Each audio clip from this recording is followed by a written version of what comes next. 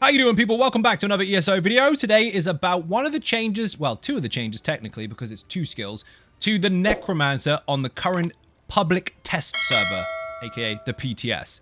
There are some changes going through different stages at the moment to try and nail certain issues with the Necromancer, mainly blast bones and corpse management.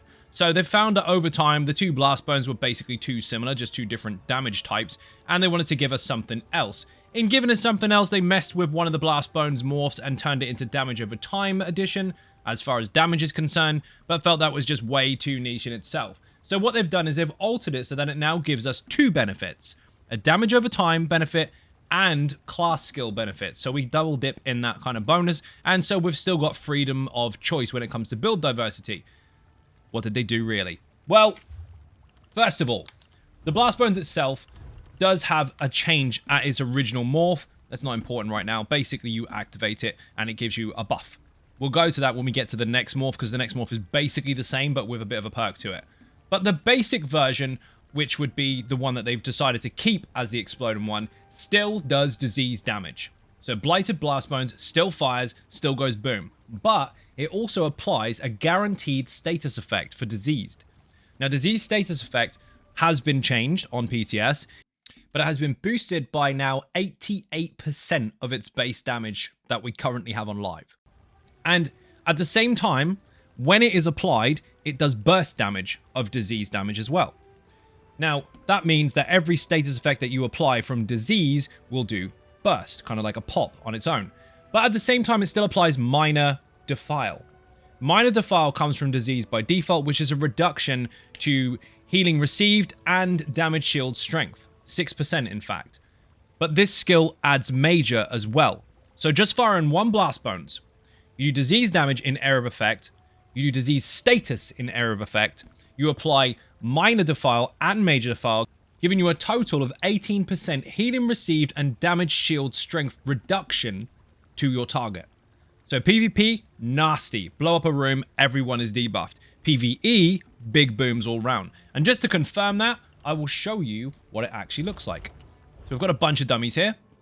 As you can see, buffs and debuffs are present at the moment, but they have nothing on them. So if I fire this skill, it will hit all of them, do an area of effect damage, and look at their debuffs. You'll see minor and major defile on every single one of them.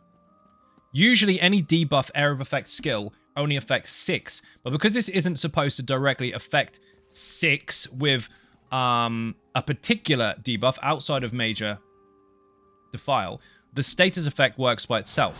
The status effect guarantees the minor. The skill guarantees the major. They're all affected. Every single last one of them. So that, on repeat, light skill, fire, light skill, fire, and just repeat, is still something that you can maintain as a rotation, but you now benefit a lot more from it. Big debuffs and extra burst from that status. Now, what about the other stuff? What has happened there? Let's get rid of this beam. I was going to start a fight again. So, we're on the PTS, which means everything is free for us, and we can take advantage of respec scrolls, which is fantastic, because now I can show you the other variant. The other variant is completely different. It no longer fires a skeleton at the target. Instead, Cost Magica, it doesn't fire a flaming skeleton anymore. What it does is it gives you a buff. It fires a skeleton, but the skeleton jumps at you. So you must be in combat, first of all, otherwise this will not work. And when you apply it, it gives you a buff for 20 seconds, increasing all of your damage done with all class abilities and damage over time effects.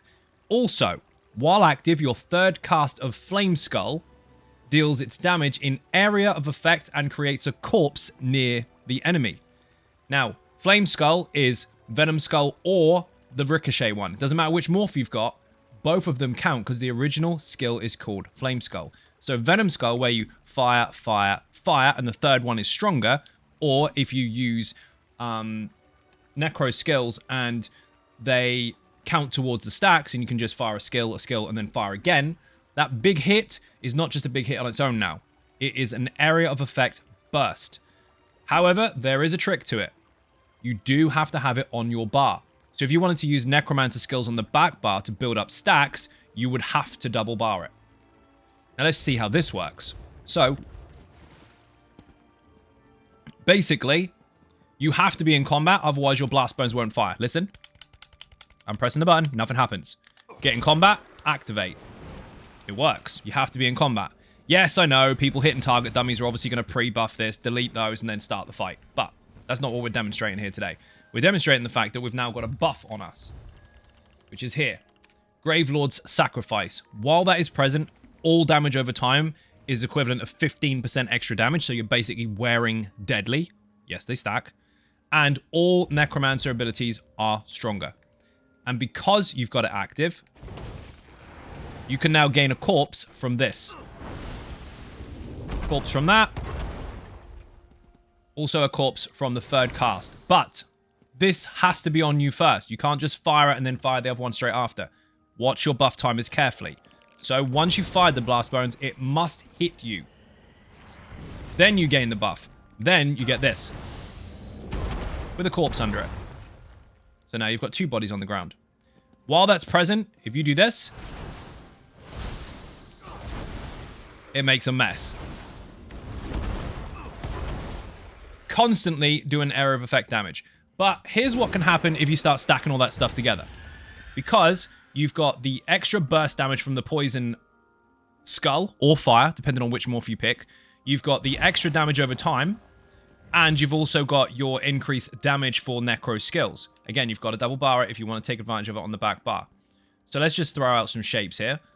First of all.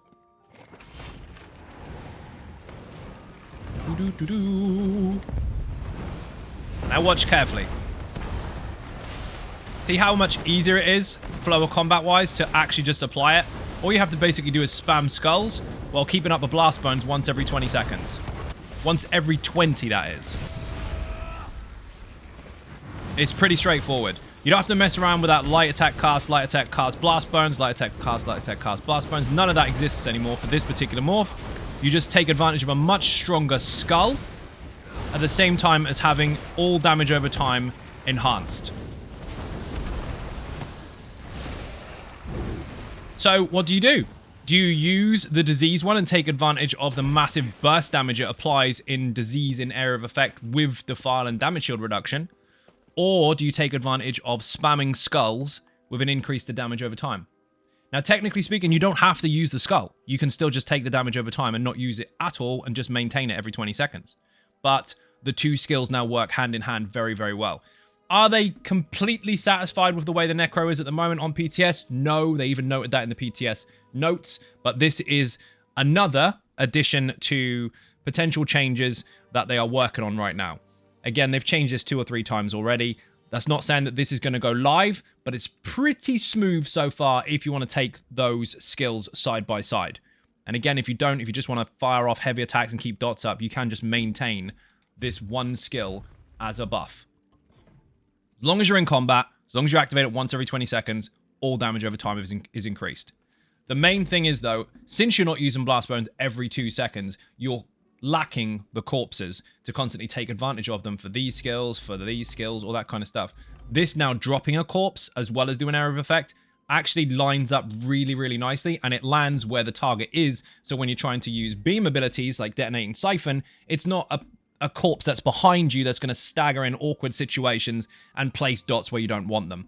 It allows for much more control at the same time as not choosing to have something that is awkwardly cast inside rotations. Some people struggle with light skill, blast bones, light skill, blast bones. It's too complicated. So keeping up your dots and spamming skulls while maintaining a buff is a lot easier for people to digest, and it doesn't feel any less powerful. So let me know what you think. Do you like it? Do you hate it? Post in the comments below. Don't forget to hit that sub button, and I'll see you in the next video. Bye-bye.